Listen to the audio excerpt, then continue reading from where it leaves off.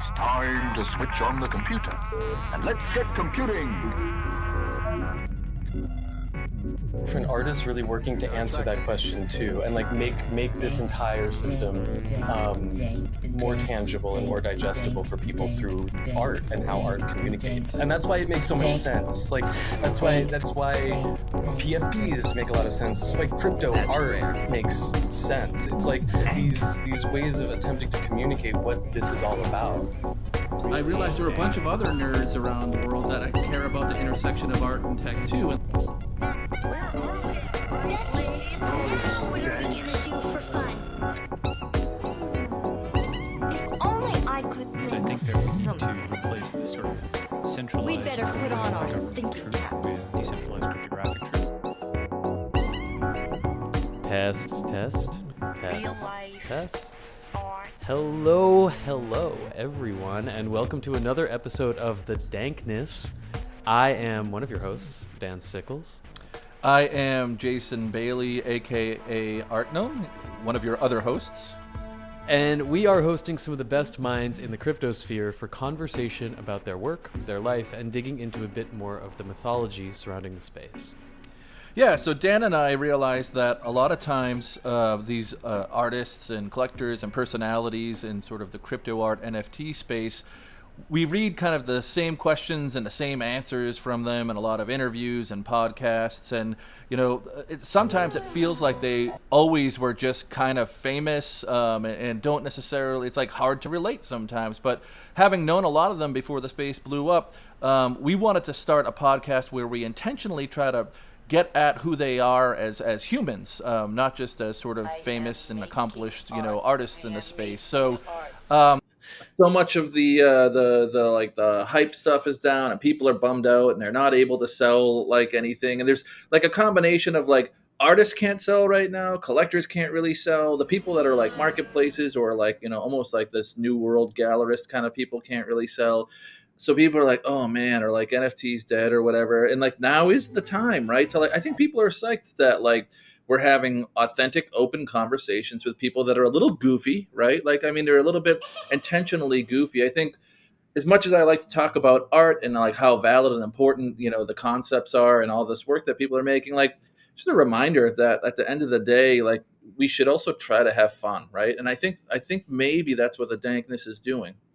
Yeah, for sure. I think that like it's also really it's a celebration of that funkiness, right? Because I think like really the people who have dug in most and like who are really like, you know, here to do this work in a very authentic way have been doing it and sort of like riding their own wave for such a long time that like their presence here has nothing to do with trend, right? Right. You nailed it. I think that's a great way to describe it. I was talking to Dankness favorite Fanny Lakube yesterday, actually. Yeah, you got her name right this time. Thank you. Yeah. I think you switched the B and the K last time. Labouquet, which sounds like something a Street Fighter. Fanny Labouquet. Yeah, I was like oh, Labouquet. It made sense to me. Oh. Yeah, no, but Fanny definitely one of my favorite people, and we were saying how like that roller coaster, you know, it's like we were all here and like just genuinely excited and interested, and then the whole rest of the world came in and briefly were like, we're really excited too, and then like left, and we're like, but wait, we still like everything that we liked about this. And like it feels weird that people could be so fickle to, at least on the surface, sound really excited in masses about something like NFTs and the cultural opportunities it represents, and, you know, opportunities to have a better system for artists. And like everyone swarms in, and then like lots of people swarm out. And for those of us that like actually like it, we're like, well, wait, nothing changed. Like, where'd everybody go? You know? Yeah, for sure. And we will, you know, like we will definitely carve out some time to like have a moment with Stella and with Flood to actually talk about what you know Danktones are and sort of how they manage to put them together for every episode. But I think, yeah, to your point, I think like this is it's the easiest and most accessible ways I feel like that we have of sort of saying like, cool, like this is like an easy way of collecting, you know, these moments. The which are Danktones are rad, yeah. So again, for folks that don't know, the Danktones are the NFTs that are essentially free that are associated with our Dankness podcast here. I think we have to charge something to keep the bots away, but like it's basically gas plus pennies or whatever to get them. And Flood is a good friend of ours, has done the design and really hidden some super cool like Easter eggs in there. So like every time there's a new episode, there's a new set of Dankness NFTs out there. Encourage folks to go pick them up. They're there to be fun. Stella has created like some amazing soundscapes, and I think sort of the chemistry between Stella and Dan seems to be getting like better and better with each Danktone out Danker there. and Danker. People are gonna want I'm having fun, guys. I think you guys are having fun, which bodes well that like we could do like 100 episodes of this, right? And if there are 100 episodes, people are gonna want to have a full set, I think, right? Like as we get to like episode 50, there's gonna be like ones where like, oh, like, you'd have to go all the way back to like only, I don't know, 100 or so of episode 2 or 3 or something, were minted. So I mean, not that even is the part that I care about, but like I could see it happening. For sure.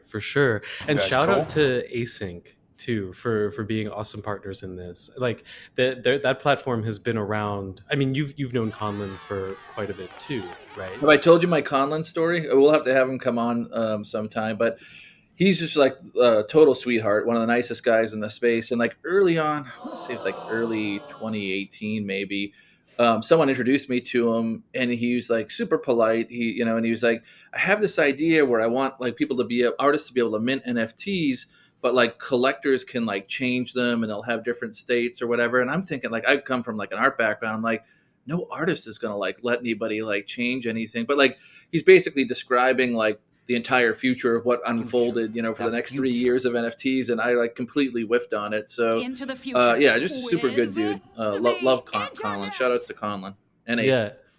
And some incredible drops also that I've collected on there. So it's really cool to see Danktones, also up there Art with is like, happening. Osinachi, for example. It's a bit of a very trick, nice. but definitely check them out. If you're sort of like looking for any links to sites, you can always reroute wherever you're looking through the dankness.xyz. And that will bring you to where you can mint Danktones, where you can find them on the secondary market in case you're looking there, but then also to where you can stream these episodes anywhere apart from where you are listening to this right now. So feel free, the dankness.xyz is there 24/7 to check out. But Hey, yeah, Dan, I want to know. So, we were all talking at the start of the conversation today about how we're all kind of tired. And I don't think Stella or I have really a great excuse, but I want to know why you, sir, are tired today. I'm in prep. With in the midst of this marathon that is new here, getting ready to actually head back out to LA, to the West Coast for this kind. It's a top secret shoot. I don't like saying that. It's so annoying to say, especially in this space, but it's sort of like it's the type of shoot that Second floor, third dank room on we're the gonna have left. to sort of figure out how to announce in like a much more coordinated way. I guess I can say that it's in LA because the main people that I'm focusing on aren't really based there, so it isn't really a clue as to like who we're going to be working with. But yeah, I mean, I've been sort of chasing them for the better part of 2 years now, like trying to lock down ultimately like what our window will look like. So This is your white whale. How many? So for folks that don't know, how many interviews have you rare. done now for the documentary? I think I'm close to about 110 now. There's a few virtual interviews that we've been doing. Silly Tuna, I actually just wrapped recently in the UK. And we'll continue sort of doing those as I'm building out. I'm sort of like, where I am right now is I sort of have written out this 5-act structure for the film, just in case anyone's interested in this. I don't know. It's so processed. It's in the middle of the process. But, I have this 5-act structure written out for this film, and I'm receiving the sort of like first assemblies of each act. And I think in total right now, 5 acts, I probably have about 12 hours worth of footage to watch. So like the first quote unquote assembly of New here is it's about 12 hours long. It's an odyssey. So I'm digging into that and like starting to sort of pare that down, write that, sort of like build that into a script, find what I'm missing, the weak muscles of that story there, but then also really start to figure out what the emotional spine of this might be. But that's all I'll say, because it might be a bit sort of I don't know. It's so. So you're doing all of that though. And I heard you spent the first 3 nights as a solo dad. Is that right? That's true. Yeah. Solo dadding it this week, which it was awesome actually. Like spending time that way, it is like truly bonding, right? Because it's just me and her. But yeah, then that also means that like in the middle of the night, like anytime that she wakes up, you're absolutely waking up, and like there is no other option. Feeling a bit delirious as well. What episode are we on right now? This is episode number 5. We made it to 5, and hopefully 5 of many to come.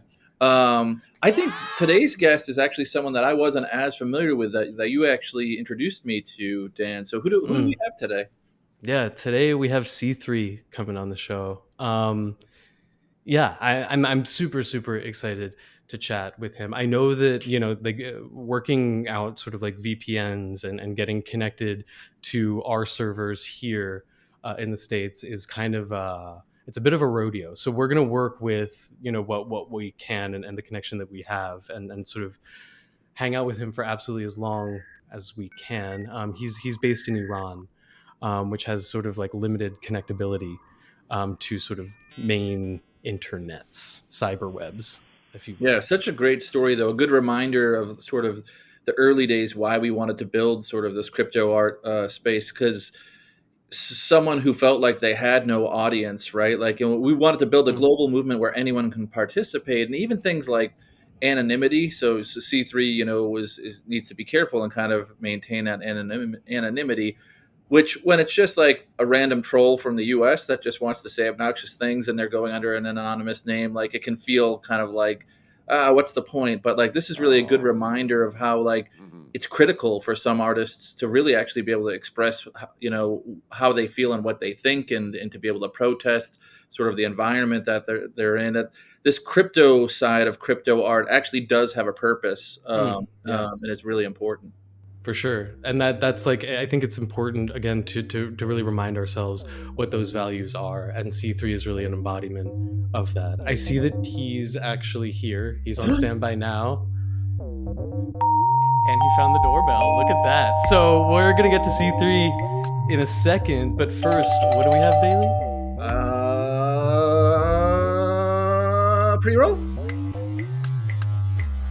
I don't know how to do the lighter sound effect.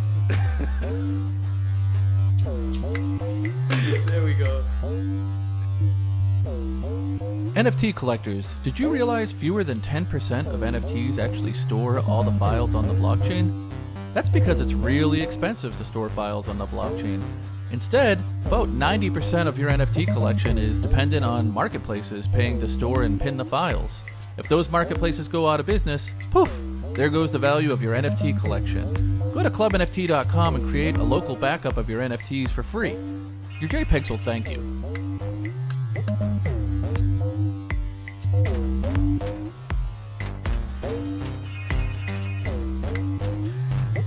Testing.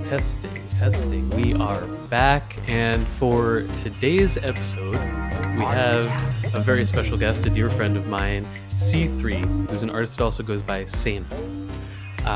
Sena is an anonymous artist based in Iran, His art is deeply personal and political. It's graphic, harsh, and commands your attention.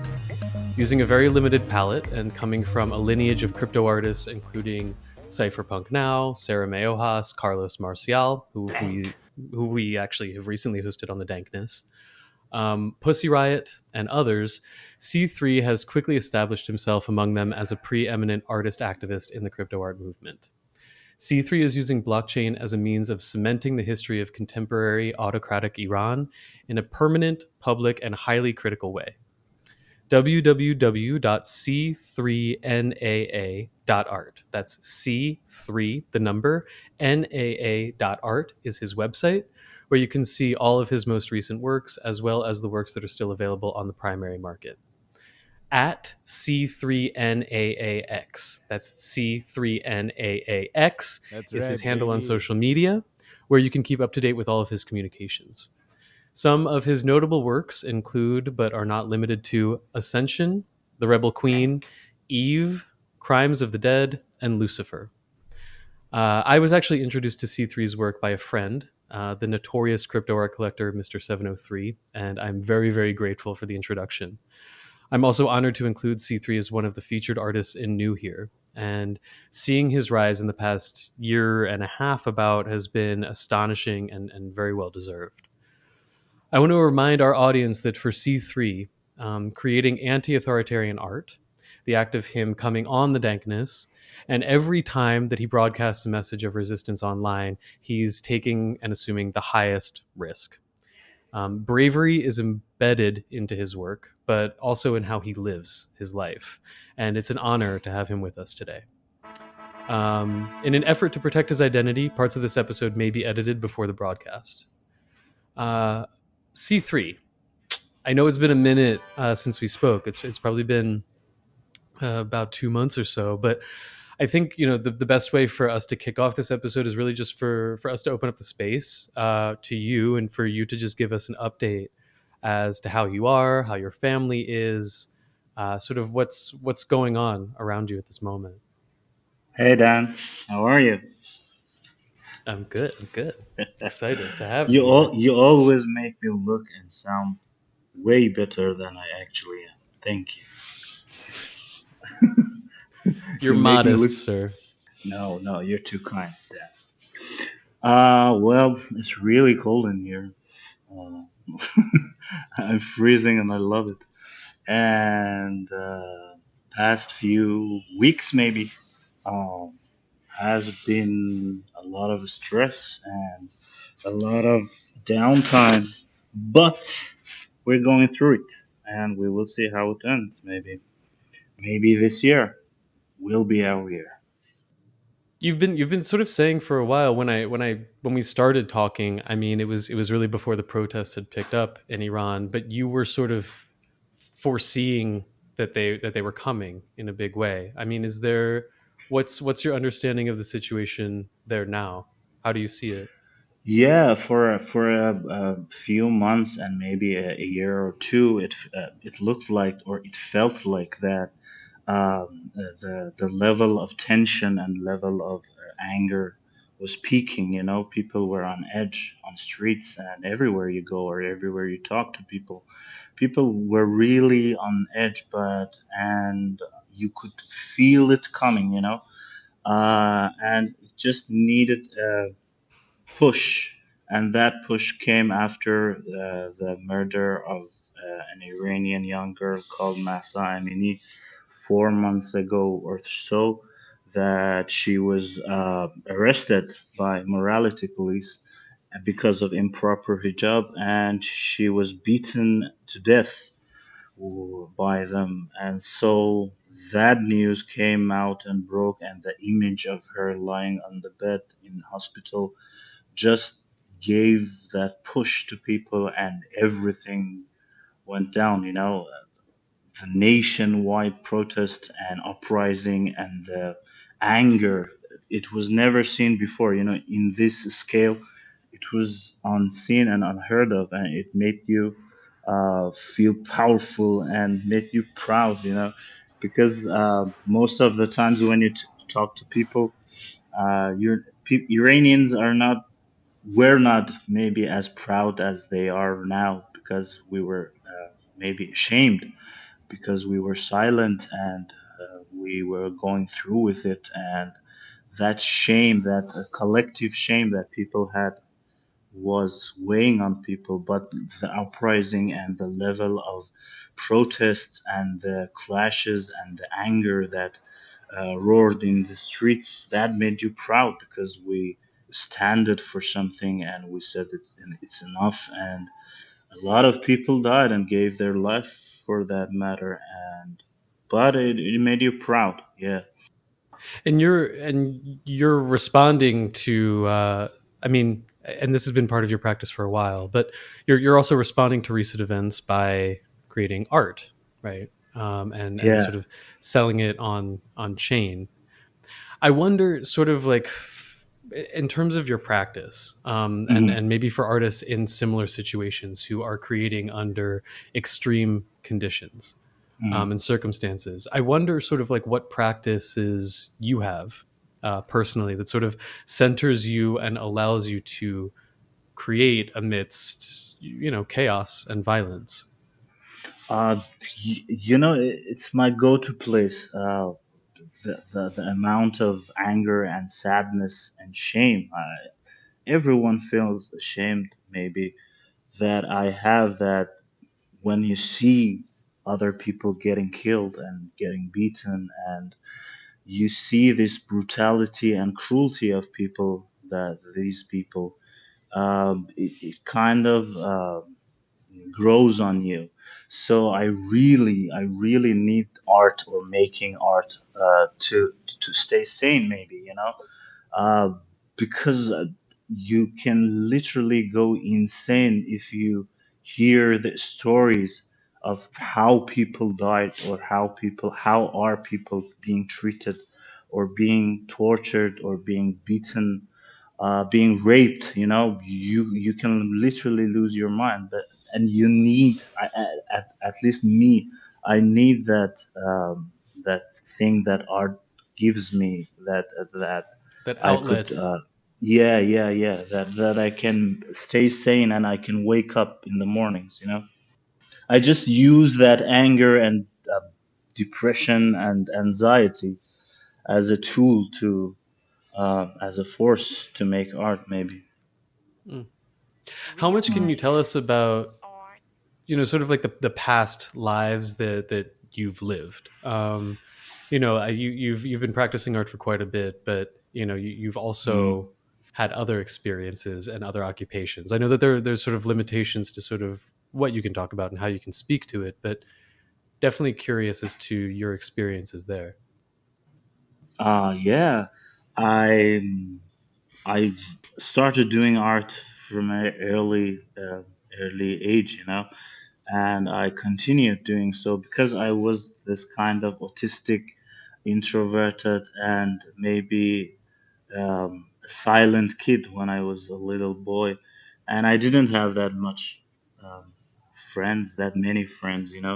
And I lived in my head, and I liked repetitive patterns and clean shape, geometric shape, and anything like that. I used to draw them all the time, and it just went with me in the process of me getting through teenage years, because I suddenly became a very aggressive and very angry kid who used to start fights, and I was always fighting with people. uh, and I used that art on the. I used to make art when I was going through that depression and anxiety and teenage years. And then I thought maybe I should do art in a more academic way, and I wanted to go, and I got into um, art school. And but when in the first year I got into trouble with authorities, and the protests were happening back then. It was, I don't know, in green movement. Maybe it was 2010. I don't know. I don't remember. In your years are really hard. because we our years are marked differently in the States. yeah we don't use Gregorian calendar, so it's really hard to um, remember those years.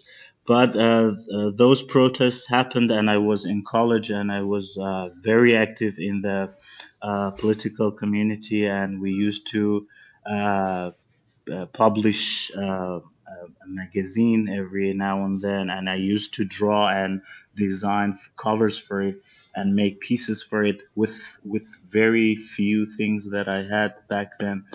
And after that, I got out of art school and I pursued a very different kind of um, what do you say, occupation, Profession. a profession maybe. Yeah, I cannot tell you that because of uh, be- because of all the anonymity stuff and all. But I continue to do art. I used to uh, interior design for people, and I used to uh, make stuff and maybe sell them to people that I know. And it went on till the bloody November that it was in 2019, and there was the major recent protests, and I see those things happening back then, and I used that to create a unique kind of style, and I created and developed a certain kind of character which I called the dystopian or rebels. And after that, we got here. After I found NFTs and all of those things. I'm gonna let Art Gnome get into your art in a bit, but I wanted to sort of ask a very practical question before we move into that. And for anyone who might be listening to this in even a marginally sort of similar circumstance, I'm wondering, are there tips that you can offer for getting online in a place like Iran? Like how do you just practically sort of like cope with electricity sort of being shut off, online censorship, and security for yourself? If you can just, whatever tips you might have. Because they restrict the internet in Iran heavily after protest. We all use VPNs, and VPNs always fail because they actively shut them down every minute. You saw that I wanted to uh, connect to this podcast of yours, but my first VPN crashed, and I used maybe 3, 4 other VPNs to try that. The first one that comes to my mind is finding as many as VPN and proxies as you can find. And after you get to Twitter or Reddit or any place that you like, or Riverside for that matter, uh, you have to tell your story. That's it. And please, please, please keep anonymity, and please don't dox yourself, because I saw an artist, an Iranian artist, maybe 1 or 2 months ago, that was arrested because he wasn't anon, and it's really important to keep anon and fight that urge to dox yourself. It itches you. But please keep anon and don't give up that anonymity part. Yeah. Yeah, I wanted to thank you first, C3, for I need this reminder periodically of why I love art. I think we have, I don't want to claim to be going through the struggles that you're going through right now, but we have very similar backgrounds in that I had a lot of anxiety and depression as a teenager, and art really got me through some very, very difficult years. And I think when we focus in the last year or two, hyper focus on sort of collecting and markets, and even, to be honest, art appreciation, to me, all of those things, I think of like a pyramid or a hierarchy of art's value. And at the very top is making. Like, we forget sometimes about the therapeutic, and necessary outlet and benefits of the making process of art. And while we often talk about we need to onboard more people onto collecting, or people could learn more about art appreciation, sometimes we lose the raw necessary human benefit of the creative process itself. Not as when Dan was like, well, how do you continue to work through that? And you were like, well, I have to do it, right? Like I can sympathize with art as a way of making sense of the world at a time when it feels like it doesn't necessarily make sense. And I think it's just want to thank you to remind me that underneath all the markets and the appreciation and this, that, and the other, at its core, art is most important, I think, as a way for people to express who they are. I think we might have dropped C3 for a second, so I'm going to give him a minute to come back. Probably VPN hopping. Good. VPNs keep crashing.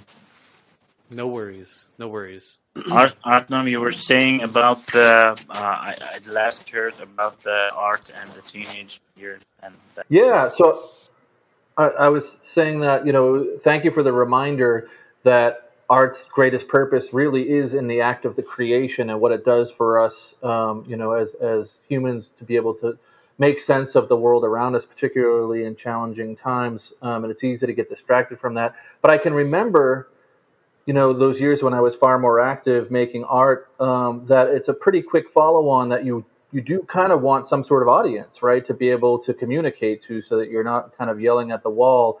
And I wonder for you what that was like coming to the crypto art community, what that process was like, how you discovered it, and finding that audience so you could go beyond sort of the therapeutic act of creation to sort of the next level, which is sort of the communication side of it. And, one thing I just want to put in there before maybe you speak to that part is that I sort of obnoxiously take it for granted that there's an anonymous nature in this space, right? So I've definitely met just random dudes that live 5 towns over from me that just think it's cool to make up a weird, fake name so that they can troll people or this, that, and the other. And I often forget and take it for granted that how critical it is to global participation in this community that we have, and respect anonymity. It's something I wrote in my original definition of crypto art back in early 2018 is that's core to sort of this global movement. So yeah, I would love to hear about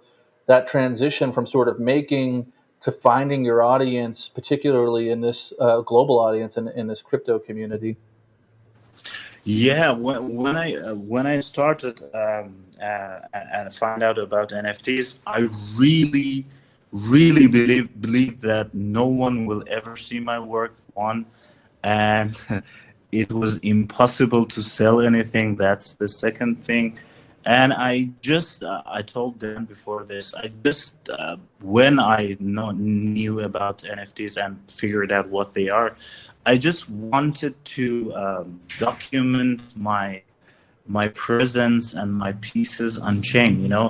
My best hope was that I will do that in 2021, and people maybe 10 years from now, 5 years from now, maybe people could see that, and that footprint that someone lived here and someone went through this, and these stories were happening back then. And that was my only goal. I didn't expect anything. I didn't expect to have an audience. I really was. I was getting ready to talk to a wall, actually, and I was just wanted to make. I was making art. I just wanted to put it out there in hopes that it can reach some people, maybe 1, 2, 3, 4 people in future. I wasn't making it in real time and expecting a result or an audience or a feedback or a reaction.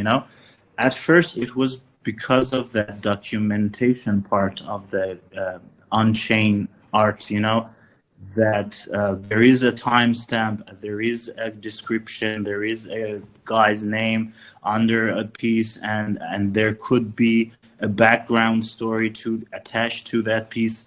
So I was just hoping to document that pieces of me on chain, and I started to get into crypto NFT Twitter and get to know people. And after a while, maybe I think it was 6 months after I minted my first and second pieces, that out of the blue, I don't know how, to this day, I don't know how, Mr. Punk saw that piece of me. It's called Throne of Blood, and bought it. And I have no idea why he bought it, where he saw that. I don't know. And You're speaking of Mr. just, 703, yeah? Yeah, Mr. 703. I never asked him how. I don't think he would remember how he found me, because I may have maybe 100 followers or so. I used to get maybe 1 likes or 2 likes or something like that back then. And I came home and saw that there was, back then, OpenSea haven't blocked me yet. Back then I was on OpenSea. On Rarible. I'm sorry, I was on Rarible. And I saw this email that came that your NFT has been sold. And honestly, I maybe have forgotten that I minted a piece. And it opened a new world to me, you know. It became real, you know. I was sure that it was impossible, but it was happening back then, and you know, it changed my trajectory in life even. And so I saw that, and I said, "Oh wow, people maybe see this." And I immediately minted the second one and told Mr. Punk that I would send him that piece because it was deep, and it has a second part, and I would be willing to send it to him. But he said that he would pay that too, and blown away, you know, and everything changed after that. It's amazing. It's sort of like the knock, you know, we were talking about screaming at the wall, and you hear a different voice on the other side of the wall come back, right? You're not even expecting it. And now you've got a dialogue with a collector. And like, I don't want to put words in your mouth, so maybe I should phrase this more as a question. But like, I know the first NFT I bought in like late 2017, it was like $5. And it was by Mohara Gonzalez down in Mexico. And it was way early, so not a lot of people were doing this. And it wasn't the $5, right? Like, you know, money's nice, but like, as a former, you know, lapsed artist myself, and I think, you know, Mohara would say this too, just knowing that someone else appreciates your work, like having that voice on the other side of the wall must have been huge for you, right? Like someone else somewhere out in the world, like, you know, acknowledged what you were doing. It blew my mind, you know, it blew my mind. It rocked my world so bad. I remember crying maybe for 6 hours. I remember that day clear, that I was crying not of the money part, because that this thing was real, you know. Someone seeing that, and someone deemed that, you know, and amazing. Yeah. Can you tell us like a bit about, you know, where you draw your inspiration from for your pieces, and sort of like a bit about the characters behind them, because I from what I understand, you are sort of building your own sort of superhero story, your own sort of like mythological sort of, again, history in which these characters are interacting, but are also speaking to what's going on in your environment. I'm wondering, can you tell us a bit about that and how that's changed over the past year? Yeah, I used to draw in any style, you know. I used to draw maybe more realistic style.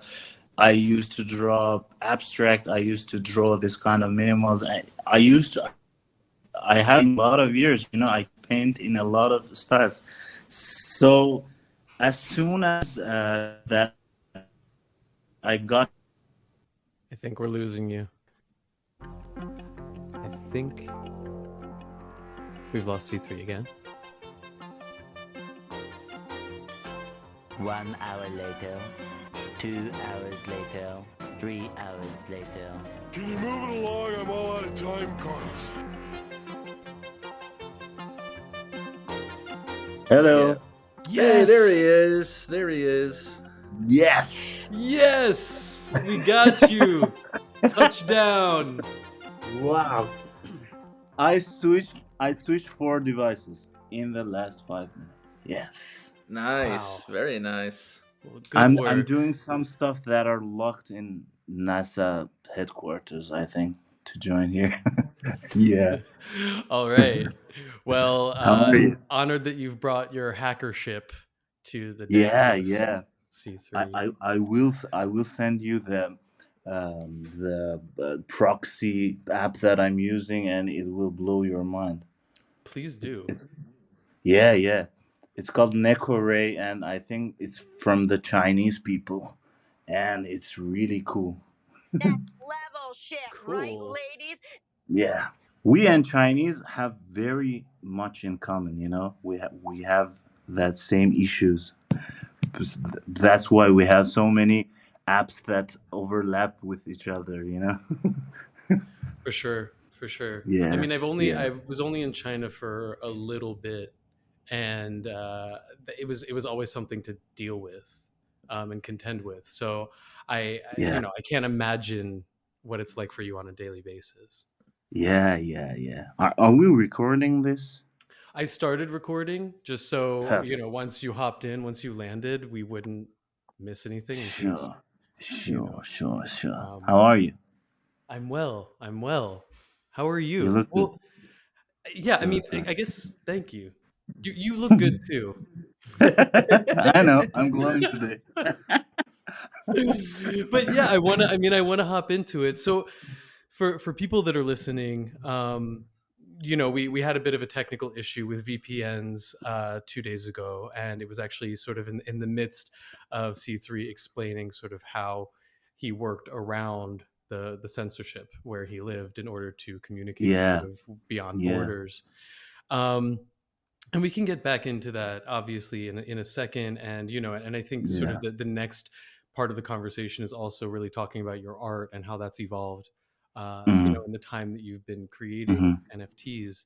But today is also, it's been a pretty crazy day for you. Can yeah, you just tell us a bit about that and where you're at with it? yeah. Today has been really crazy because the first piece that I had on AOTM, the coronation of the outlaw king, that I based on the Islamic Revolution of Iran in 1979.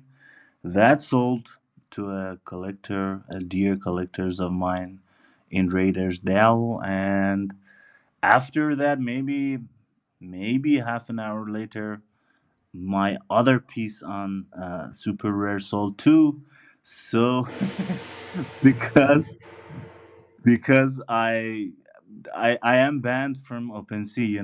That emails that your things have been sold. I never get them these days for a year, and I just got those 2 emails from AOTM, from Manifold, and from Super Rare, and it's really it. I have missed that feeling. It's Yeah, really for nice. sure. No, congratulations. And again, Thanks. for context, for people listening, OpenSea is sort of it's the largest marketplace for NFTs and crypto art Mm-hmm. and digital collectibles, and Mm-hmm. they are complying with OPEC regulations. It seems right now, still, and they've banned Iranian artists and artists from several nations. So Cubans, I know Cubans. They banned Cubans too.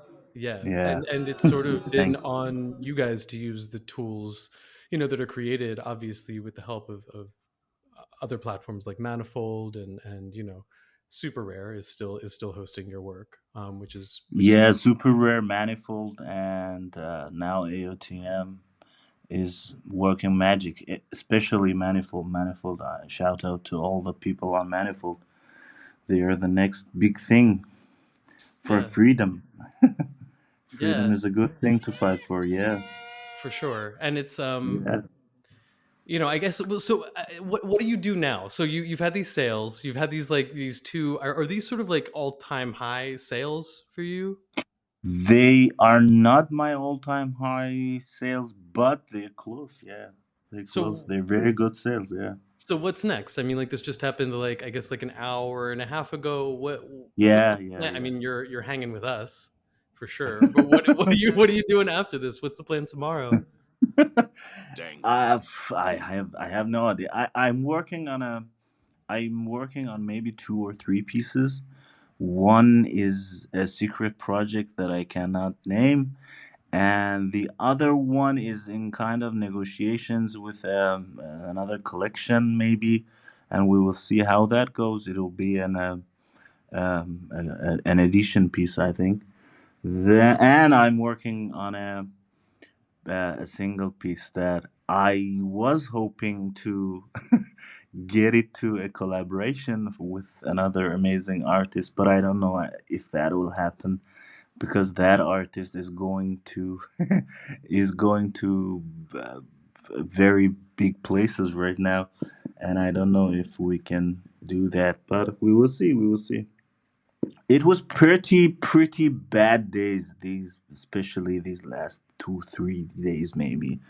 I had some issues with my brother, and maybe in real life it sucks more these days. But today is really good. I'm happy. Yeah. How much does your family know about what it is that you're doing right now? Very little. Yeah. they they eventually. I wasn't told. I wasn't telling them.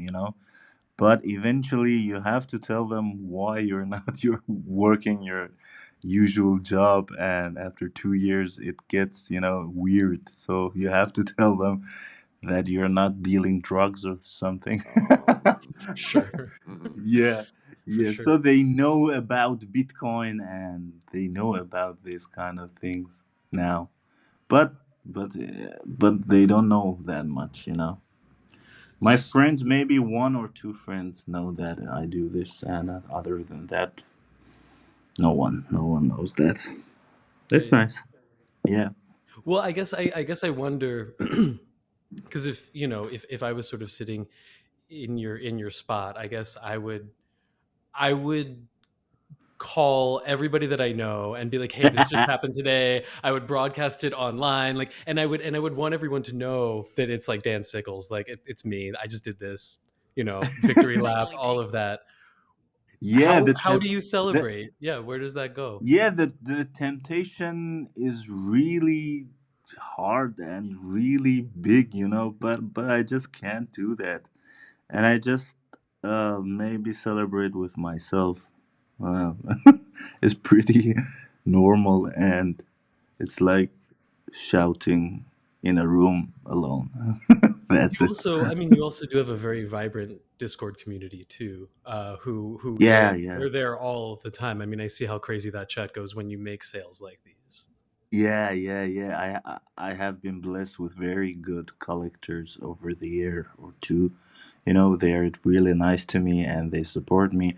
We are not that big of a community, but the community is tight. They all know me and I know them, and they get happy when I get happy, and they get sad when I get sad. So it's really nice. It's like a second family that I have online. Bailey, I It's see nice. you It's leaning in. nice, to Yeah, share to share things. I was just gonna say, you guys brought it up organically, but I'm sure, like, I can tell everyone in my real life about sales and when I collect and buy, but it's so weird to most people that almost doesn't matter. So I find that it Yeah, is even for me where I can be open and tell people about it in real life. I still share more with my online community because those are the people that get me right and get this whole like community and process and system. So yeah, I'm glad that you have that, right? Because it could be lonely. Like if a great thing happens and nobody knows about it, like was it really great, right? But it sounds like you've got the online community and the support so that you're sharing it in that format. yeah, yeah. It's not if no one knows it, the reality of it gets questioned. You wonder that did it happen? No one was there see it. It's not about the greatness of it. It's did it happen or not.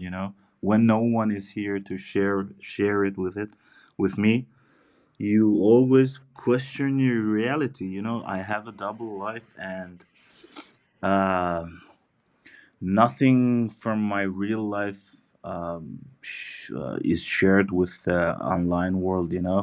Almost none of it. So I live in online more than I live in real life, because the reality has changed for me over the past year, especially because I live here more than I live in real life, and maybe this is my reality, and real world is not that much of real, Mm. Yeah. Are you kind of full? a mix. Are you full time crypto art now, C3? So this is your primary way to make a Yeah, living in yeah, this yeah, environment. Okay, got it. yeah. Last year I had a bet with myself. Maybe I told myself that if I ever sell a piece for 1 ETH, I will quit my job and do this full time. And so that happened. And after that, I did quit, and I'm doing this full time because I didn't want it to be half-assed.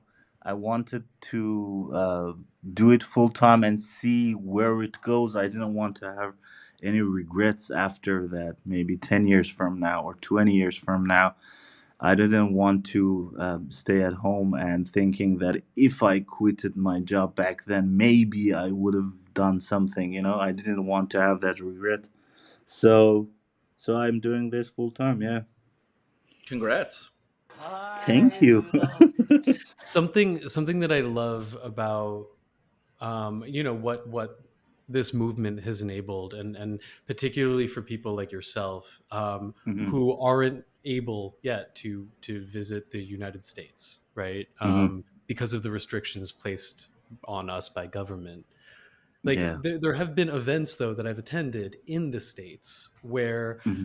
I've walked outside. I mean, I remember very specifically I walked outside of Ape Fest at like Pier 17 or whatever on like the East River, and I Hmm. remember they had these giant displays Hmm. of art that they were screening, I guess, like that entire week during NFT NYC.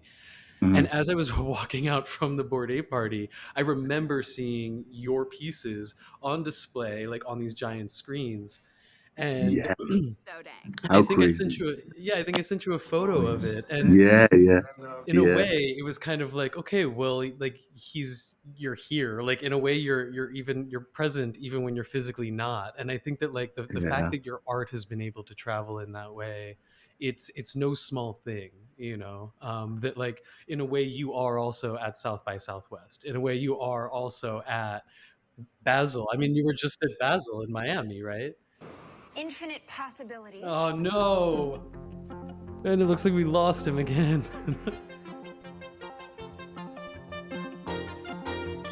C3, have we lost him? Have we lost you? Bailey, I think. C3, where are you? Where are you? C3, come back. Oh, there he is. Welcome back, C3. There he Hello. is. Hello. We got I hopped from iPad to my phone. Let's see how much time we got on my phone. Do you have my voice, please? Yeah. Great.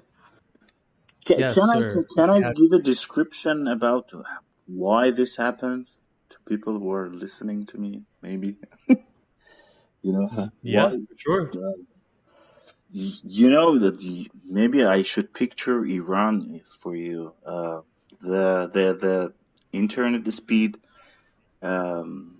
is really low. The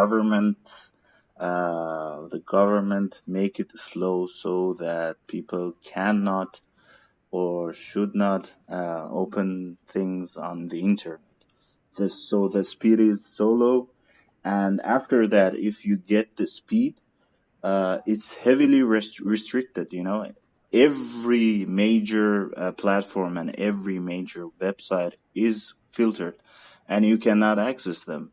Twitter, YouTube, I don't know, anything that you can think about. OpenSea, Manifold Studios, I don't know, any super rare, anything that does anything. Sometimes Google maybe it's getting filtered, the website of Google.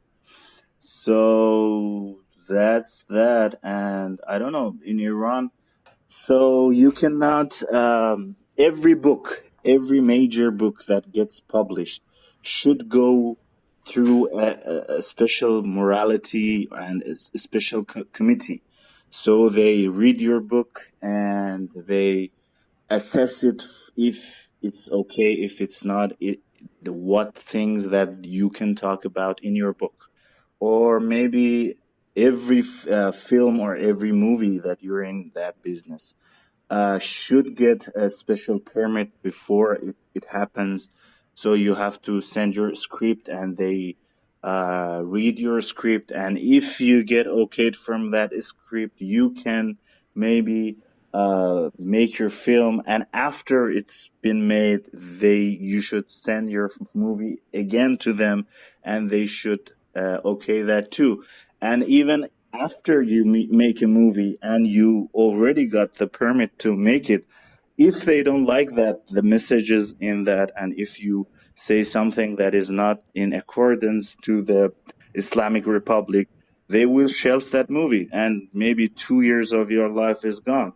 And every newspaper is like that, if anyone in any newspaper write anything that is critical to the system or the Islamic Republic, that person will go to jail. And that person, not that person, that newspaper, that entire organization will get shut down next week maybe.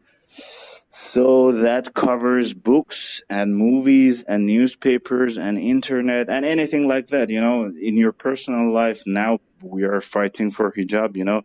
You cannot choose what you wear, especially women on the street, and the morality police will come and will tell you that to cover yourself or you should get arrested. Everything is banned, So now that I get connected and disconnected, because of that, because they actively shoot down VPNs and proxies, and they restrict the speed of the internet. So I just hop from this device to other device, and I get disconnected. So I'm sorry. No apologies.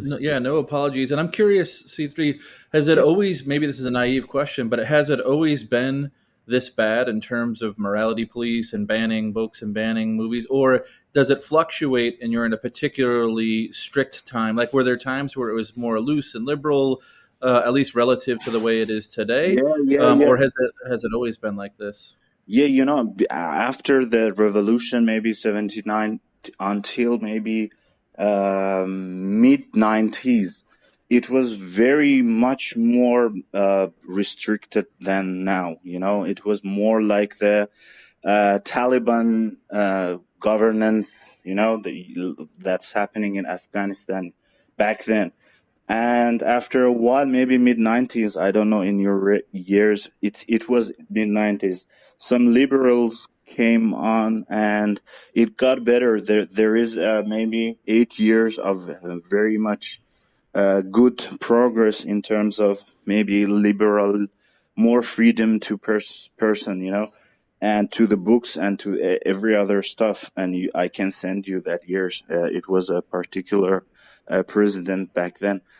And it got looser compared to those years, for the first years of the revolution. But these days it got worse, because we had a very hardliner president last year, maybe. That president is called Raisi, and you can search that person, and his nickname is Butcher of Tehran. That guy, Butcher of Tehran, is the president of Iran. and he was specifically and personally in charge of death squad after the revolution that killed around more than 10,000 people. He is personally involved in the murder and execution of around, maybe some say it may be 30,000 people back then. And that guy is now the president, and so it got worse, these days, the last year and now. And for context, like Western numbers in terms of what's been happening in Iran are estimated to be much lower. There seems to be like a big disconnect in terms of what you're seeing going on the ground in your own country and what's being reported in the United States. Yeah, because usually your outlets use the more things that are official, that unofficial things in Iran and I don't know, China and North Korea or Venezuela. These kind of statements from government officials don't count, they just erase things. And so maybe in the last 4 months, I'm sure it has been the people who were killed are more than 1,000 people. But if you search the official statement, it's maybe 10, 100, something like that, So, yeah, there is an issue of erasing reality, like in 1984, there is a Ministry of Truth. They do that in real time in here, and in China, and I'm sure in North Korea. They just erase people. You're referencing 1984. You reference the Ministry of Truth. I mean, the Ministry of Truth is also the name of one of your works. Yeah. I know that like there are sort of you're somebody that seems to be pulling from lots of different influences that come from lots of different cultures in lots of different places in time. Yeah. Can you tell us a bit about that and sort of also how you sort of grew or evolved into this person, or maybe you've always been this person that has sort of done such a good job at looking outward? I mean, to sort of like cite 1984, I feel like a lot of Americans haven't necessarily read that book. Yeah. I'm curious how you ended up being this person. Yeah, I'm a really book guy, I can talk about books maybe for hours and weeks with you guys. But I was always this kind of rebel person, I had a very deep problem with authorities, any kind of figures that are authorities. I had a lot of years that I had a problem with my own dad, and after that, with any kind of authority that was in Iran. So, and I was into books, and I call 4 books my holy grail of dystopian books, It's 1984 Orwell, and it's Handmaid's Tale by Async, and it's Fahrenheit 451, Ray Bradbury, and we have Aldous Huxley, Brave New World. Those 4 books were engraved in my mind, a lot of my maybe aesthetics come from those 4 books, because I was fascinated by these books when I was growing up or when I was a teenager. I use red a lot, and that red and those cone-shaped aesthetics come from Handmaid's Tale. And Handmaid's Tale, I don't know if you know this or not, Margaret Atwood based Handmaid's Tale on Iranian Revolution and how we treated women after and before the revolution. The Handmaid's Tale is actually based on us. So those 4 books and a lot of other books, I have read a lot of books, and I still do read a lot of books. But those 4 dystopian books pretty much, make how I feel or how I think. And they were very important books for me. Yeah. And for the characters that you've created, I'm sort of curious where the inspiration for some of these characters has come from, and sort of what you're building them to do. So the rebel that I call the bald guy, that's me. I'm most of them are, that character is based on me myself. I'm a fairly big guy who has a shaved head, and that was an portrait of myself, maybe. So, yeah, it's based on the things that I have seen in my life and I go through every day, the experiences that I had in life, and most of them were not that kind of cheery experiences, as you call, So I based that on myself. It's a very better looking and very very cleaner than I am, but I based them on myself and the experiences that I had, and I kind of sometimes make it more powerful than I am. Maybe when you live here and there is this feeling of helplessness and the shame that you don't do enough to fight these guys and you don't do enough, but I maybe transform that shame or that feeling of helplessness into somewhat stronger characters, maybe the things that I Exactly. wanted to do but I didn't do, or I wanted to say those things but I didn't say because I was afraid that I might get killed or someone, I don't know, I might get tortured or arrested or something like that. I transform that helplessness into maybe strong characters, maybe. Yeah, that's sort of that's also why I ask, because it's like looking through your works, and looking at the titles of a lot of these works, and the outsiders for the editioned work that you have, for example. To me, it seems like you're sort of creating this ensemble cast of characters, almost like the Avengers in a way, that sort of has these sort of heroic attributes, or have Yeah. bared witness to certain events, and sort of like that is their strength, maybe. Yeah. Are you somebody into comic books, into sort of that sort of mythology I'm and that very storytelling? into comic books. Dan, I'm the god of geeks. Nerd alert!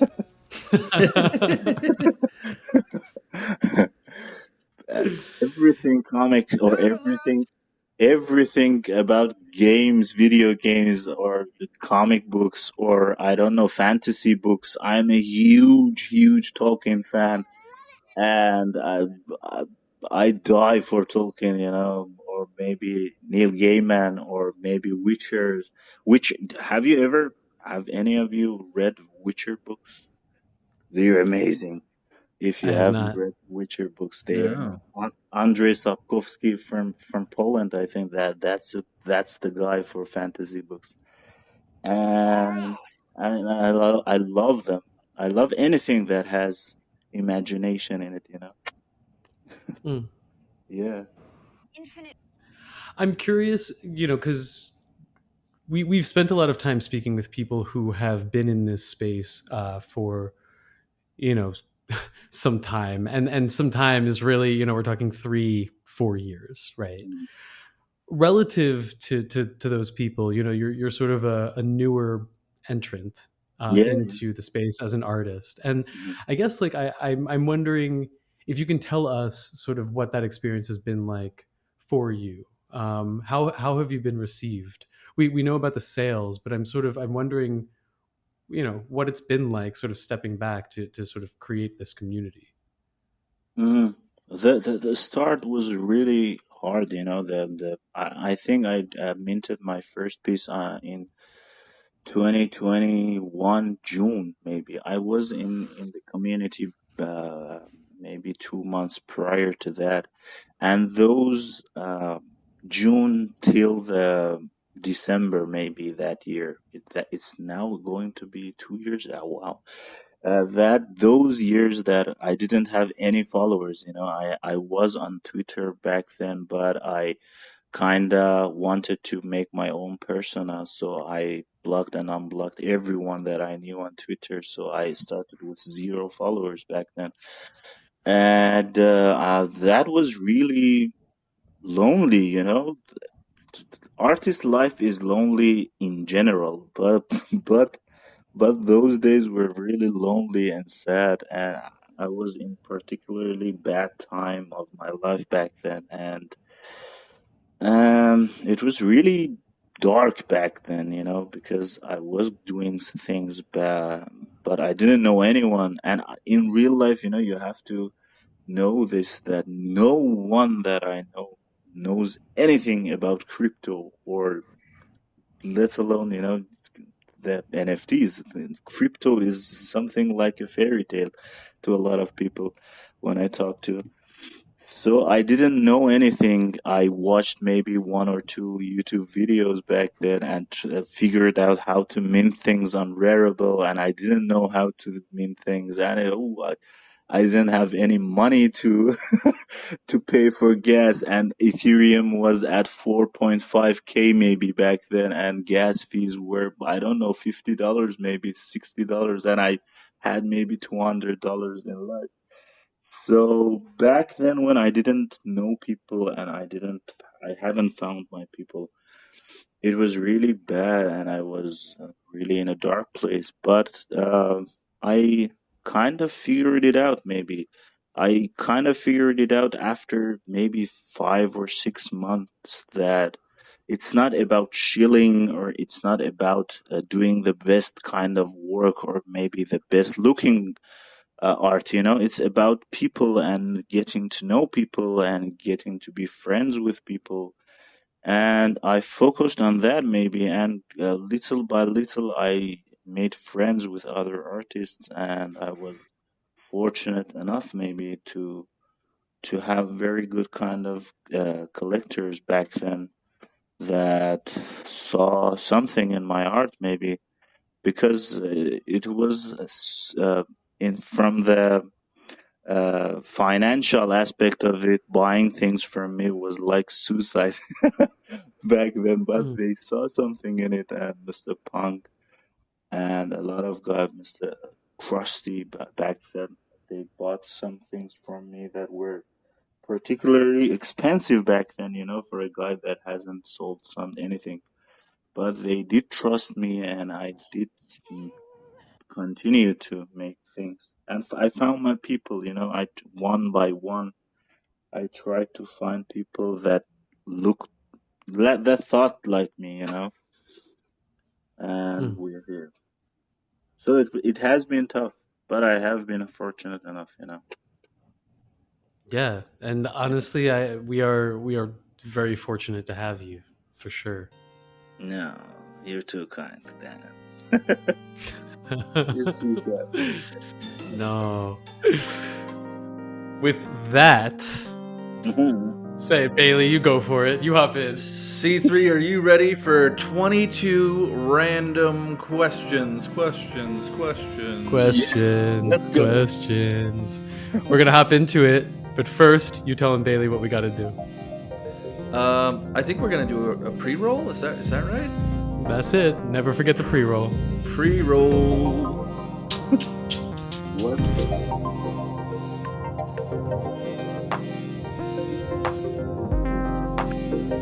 Hey y'all, this is Hannah, one of the producers behind I'm New Here, Depop Studios' forthcoming documentary film, directed by your lovely Dankness host / Sundance Grand Jury Award winner, Dan Sickles. The film tells the story of an isolated internet user who falls down the crypto rabbit hole, encounters the visionaries behind the NFT movement, and ultimately rediscovers their connection to art and humanity along the way. I know I'm a little biased, but this is the definitive NFT documentary made for and by the community. So I'm calling on you, dear listener, to help us successfully complete this film by becoming a newbie collector today. I'm talking about our film's very own NFT collection of 10,000 avatars whose pixelicious traits pay homage to our iconic cast. Y'all, the amazing thing about becoming a newbie collector is that we've partnered with a roster of incredible artists in our community to bring you the dankest artist collaborations made exclusively for newbie holders for free. That means the newbie is the best and most accessible way to start your own crypto art collection. So, open that browser tab right now. Come on, we both know you're holding your phone. And go to newhere.xyz and mint. Welcome back to the Dankness, where we're just about to hop Welcome into back. 22 questions. This is a segment where we ask our guests a slate of 22 randomly selected questions.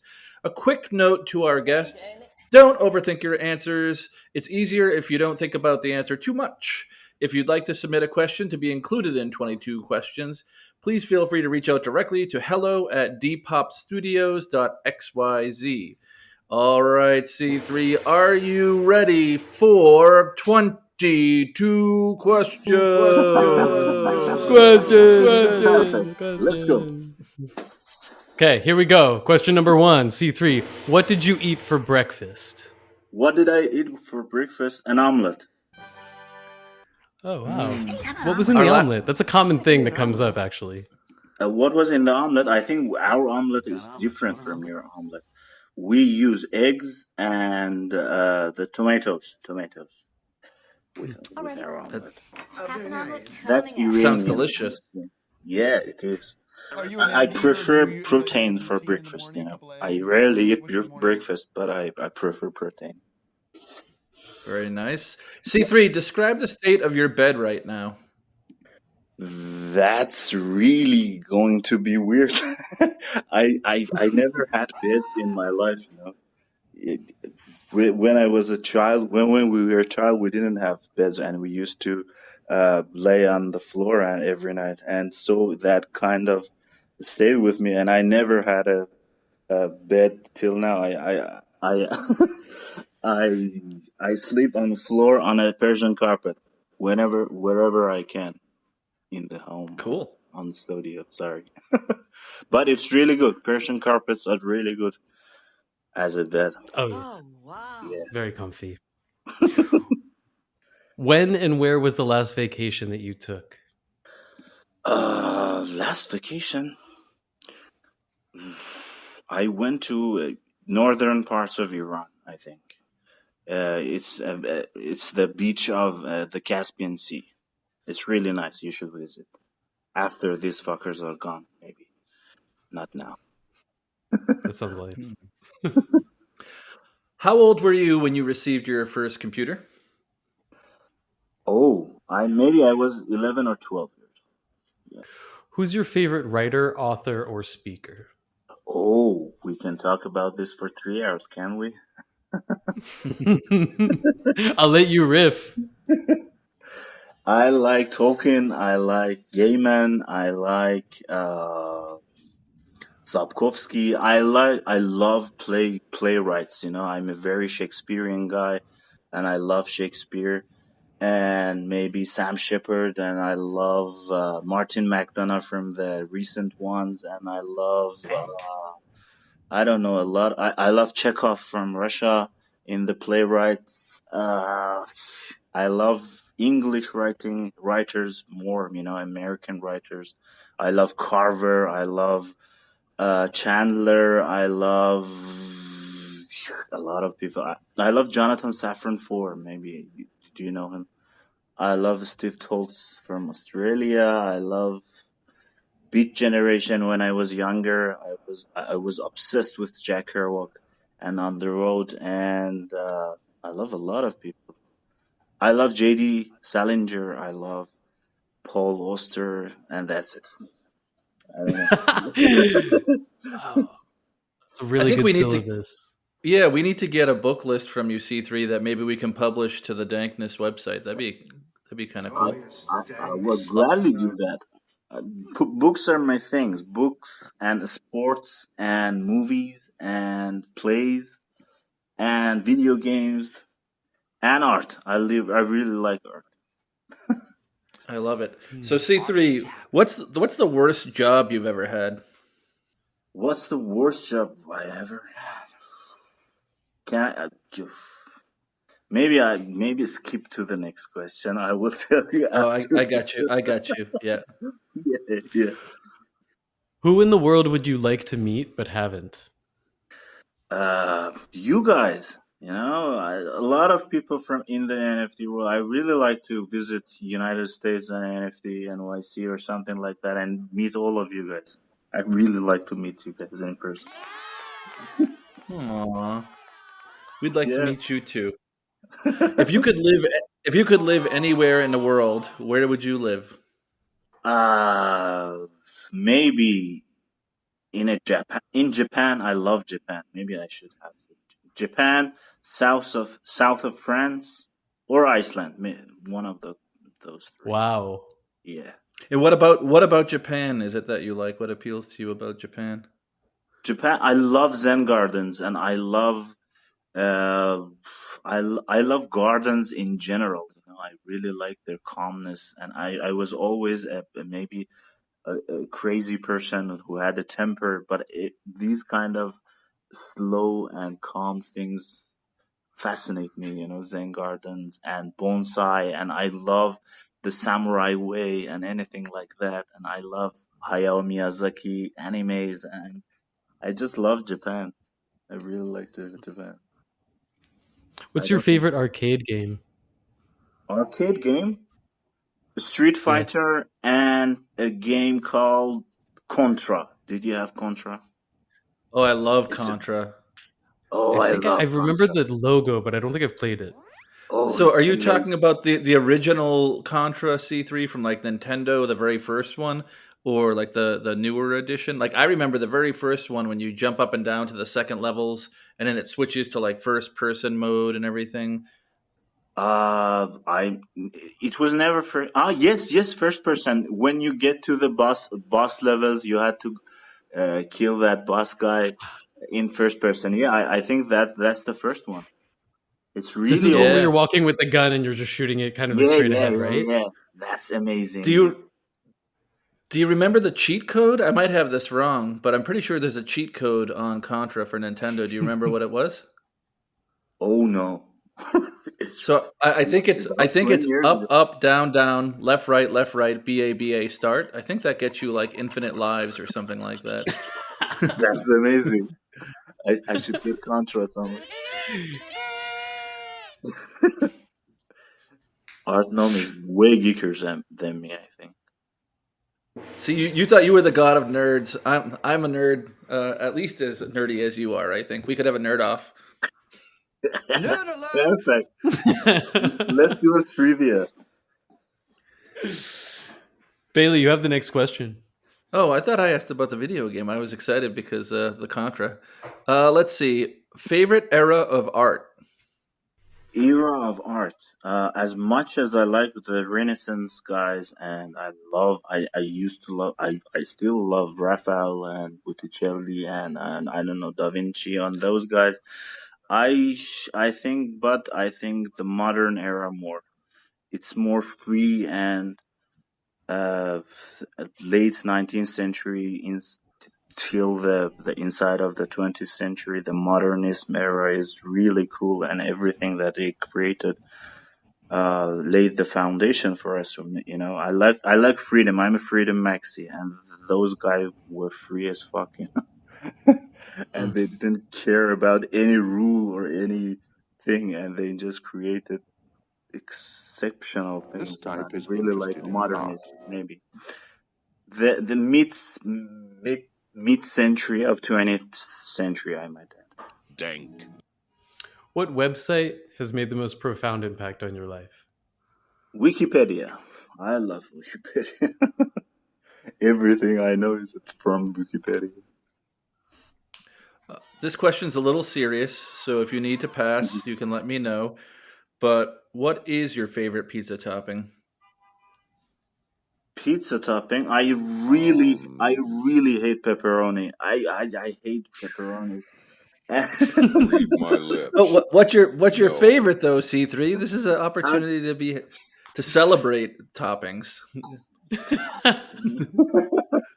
I don't know. Please calm I just every time someone orders pizza or wants to order pizza, I just say, let's not order pepperoni, and I'm okay with it. That's my only order. So you like everything else the same as long as there's no pepperoni. You're happy. I got you. Yes, I love anything that has meat in it. What's yours? What's your favorite? Oh, wow. I don't think anyone's flipped the pizza topping question back on us, Dan. Do you have an immediate answer? It's a very important topic. I kind of like bacon, like balsamic glaze, and then like there's like what kind of cheese goes with that? Like some like goat cheese is pretty good. That's like gourmet style. But then like when it comes to like, just like a regular slice, I'm down for like grandma piece, like with like the mozzarella, the heavy marinara. Perfect. Yeah, for me, it's sort of a combo What a great of story. sun-dried tomatoes, roasted garlic, and jalapenos. Like those three things, all those strong flavors in together. Maybe a little feta and a little black olive in there too. But really, it's the jalapeno, roasted garlic, and sun-dried tomato. I have a strong affinity for. Perfect. So no pepperonis in three of us, and we're good. Yeah, I'm a vegetarian, so I will never put pepperoni on your pizza, C3. Please enjoy some Danktones. C3, if you have one option. You can jump into the random future, or you can time jump back to the random past. Which do you choose? I will choose a specific past or a random future. Random past, random future. No, a specific past or a random future. Any one of those is okay. Okay. Oh, okay. That's a good answer. Into the future. All right, we're going to get into it. This one really is deep. What is your ideal afterlife scenario? What would you want to happen after you pass away? I would really love it if Greek guys were right and Hermes shows up to take me to the afterlife, and I get to pass that river, and the other guy who is in charge of underworld is waiting for me. I really like the Greek mythology type,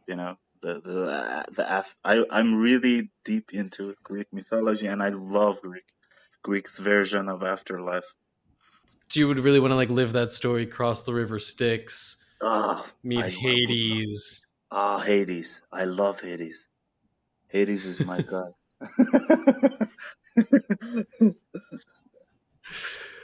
Three-headed guy, the three-headed dog. The dog Cerberus. Yeah. I love it. No, it's such a visceral and visual mythology. Yeah. The last question that I have for you, C3, is what's one piece of art that you'd like to own but don't?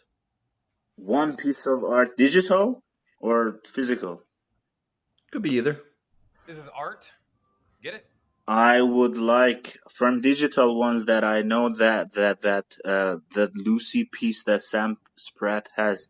The Lucy, I think, is holding a baby. I don't know what's that called. That one from Sam Spratt, and I would like a Rothko in real life, and which I couldn't have. It's really very nice. We like you, so you get two choices. You'll be receiving them in the mail.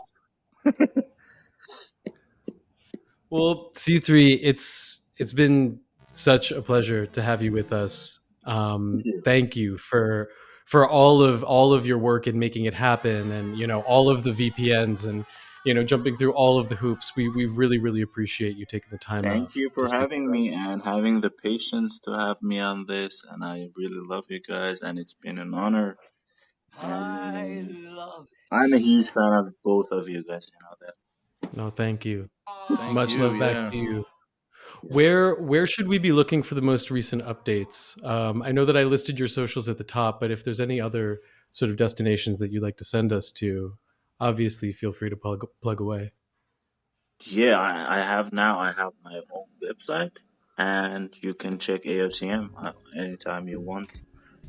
Those two are, and I'm on my Twitter. I'll be there. Perfect. Well, have a wonderful, wonderful rest of your night, man. Thank you for staying up late for us. And thank you so much. Stay away from that pepperoni. I will. We'll speak soon, man. Take care. Goodbye. Much love to you. Have a great day.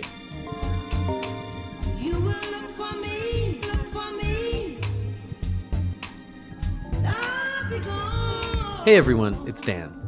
Just a quick announcement that my film New Here is teaming up with C3 for a very special collaboration drop. For all New Here NFT holders, C3 has created a special piece called The Dreamer, which will be offered as an exclusive mint to newbie token holders. This work will be offered for free to anyone holding a token at the time of the snapshot. For more information, or to learn how to mint your newbie, head to newhere.xyz or find us on Twitter @newherexyz, and we'll be sure to guide you through the process. C3 is one of several exciting artists we'll be collaborating with for the New Here NFT holders, and all our collaboration drops are offered to our holders for free, meaning that holding a newbie is the best way to build a thoughtfully curated crypto art collection over the next few years. As always, thanks for tuning in, and I'll catch you back here on the Dankness.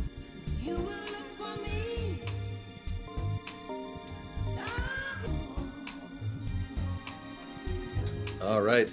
Thanks, everybody, for listening to today's episode of The Dankness.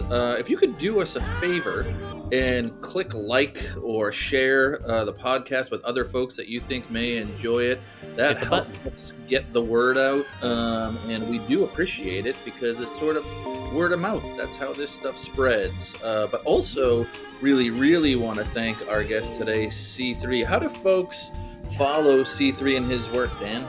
So you can find C3 and stay up to date with all of his work, everything going on in his world, at C3NAAX on Twitter. That's at C3NAAX. And you can also find him on his website. All of his links are there as well, to all of his art and all of his socials at c3naa.art. That's c3naa.art. Thank you, Stella, for these incredible tones. You are just turning it out every episode. The dankest of tones. Stay dank, my friends. Stay dank. Mm-hmm. Have a dank day. Stella, take us out.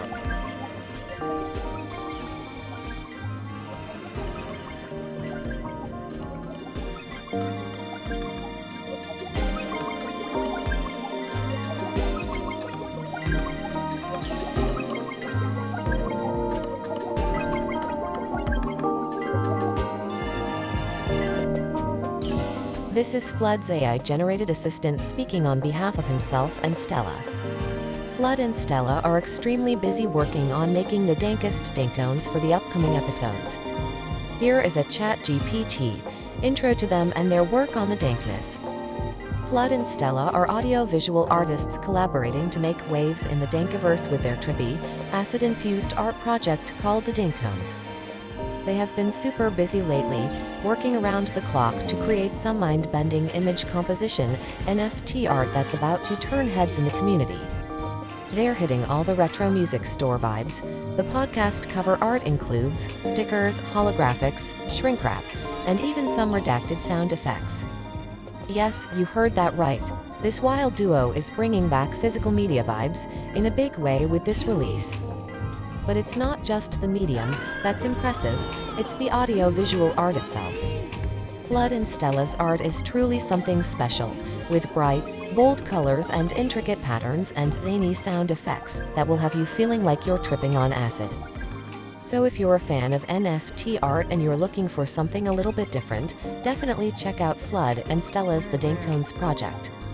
Thanks for your time. Have a dank dank dank dank dank dank dank dank dank dank dank dank dank It's dank. so, it's so dank.